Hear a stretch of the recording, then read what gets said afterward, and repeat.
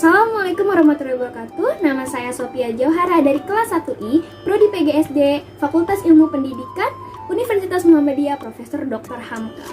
Oke, di video kali ini saya akan menjelaskan apa materi dari keterampilan berbahasa lisan atau berbicara. Oke, yang pertama, dalam pembelajaran bahasa itu kita meliputi 4 aspek, teman-teman. Yang pertama itu adalah menyimak atau mendengarkan, yang kedua menulis, yang ketiga berbicara, serta yang keempat adalah membaca. Oke, untuk menyimak atau mendengarkan itu adalah suatu proses kegiatan mendengarkan lambang-lambang lisan dengan penuh perhatian, pemahaman, apresiasi, serta interpretasi untuk memperoleh informasi, menangkap isi pesan, serta memahami makna komunikasi yang telah disampaikan sang pembicara melalui ujaran atau bahasa lisan. Oke, yang kedua itu adalah membaca. Membaca itu adalah kegiatan atau proses menerapkan sejumlah keterampilan mengolah teks bacaan dalam rangka memahami isi bacaan. Oke, yang ketiga ada menulis. Menulis adalah kemampuan mengungkapkan gagasan, pendapat, dan perasaan kepada pihak lain melalui bahasa tulis. Yang keempat ada berbicara. Berbicara itu adalah kemampuan mengucapkan bunyi-bunyi artikulasi atau kata-kata untuk mengapresiasikan, menyatakan, serta menyampaikan pendapat, gagasan, dan perasaan. Lalu di sini ada 5 tujuan umum keterampilan berbicara.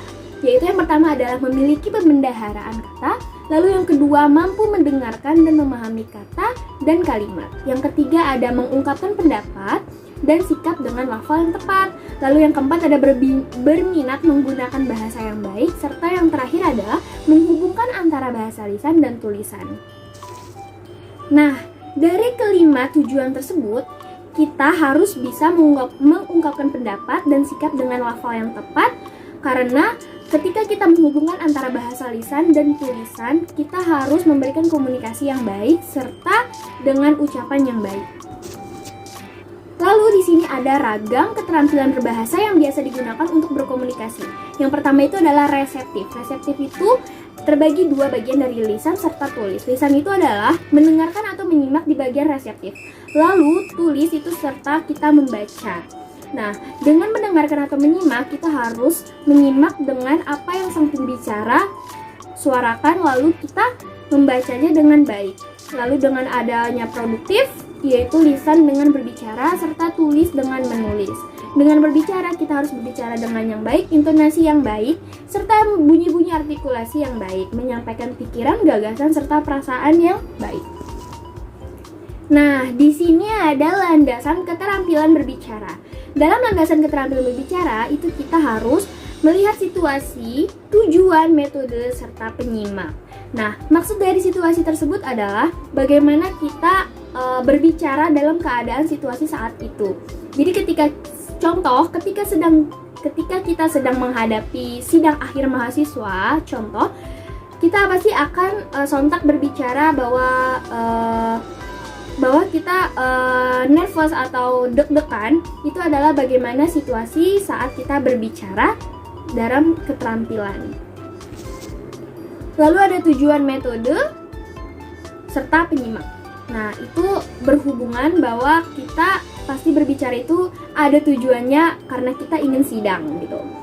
Nah, jadi dalam landasan keterampilan berbicara tersebut, kita mendapatkan suatu metode bagaimana cara menyimak dari suatu situasi tersebut. Lalu di sini ada faktor keberhasilan berbicara, yaitu adalah faktor terbagi menjadi 2 bagian, yaitu adalah pembicara, bahasa, dan non-kebahasaan.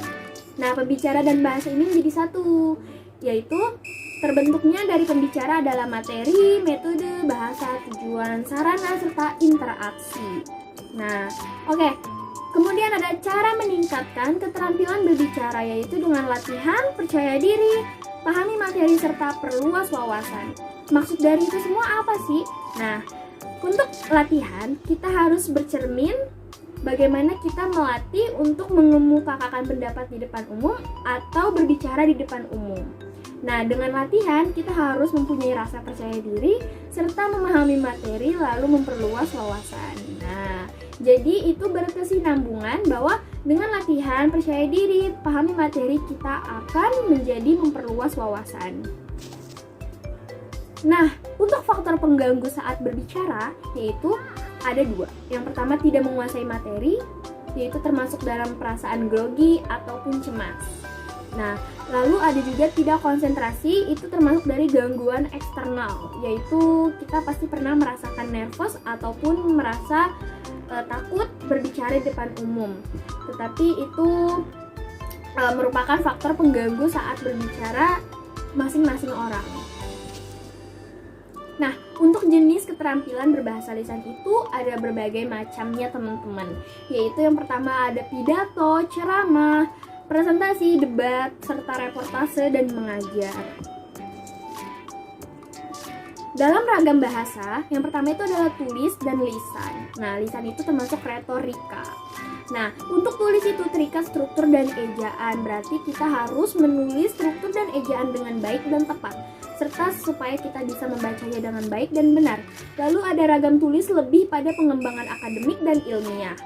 Nah, untuk lisan atau retorika itu sendiri adalah menghendaki orang lain sebagai lawan bicara, serta membutuhkan mimik, gerak, pandangan, dan intonasi. Maksud dari itu semua adalah bagaimana kita mengapresiasikan komunikasi dari orang lain. Jadi kita mengemukakan ekspresi kita dan mengemukakan bagaimana gerak, pandangan, dan intonasi kita sebagai lawan bicara mereka gitu. Oke, itu aja teman-teman yang bisa saya sharing. Untuk kurang lebihnya mohon maaf. Wassalamualaikum warahmatullahi wabarakatuh. Dadah.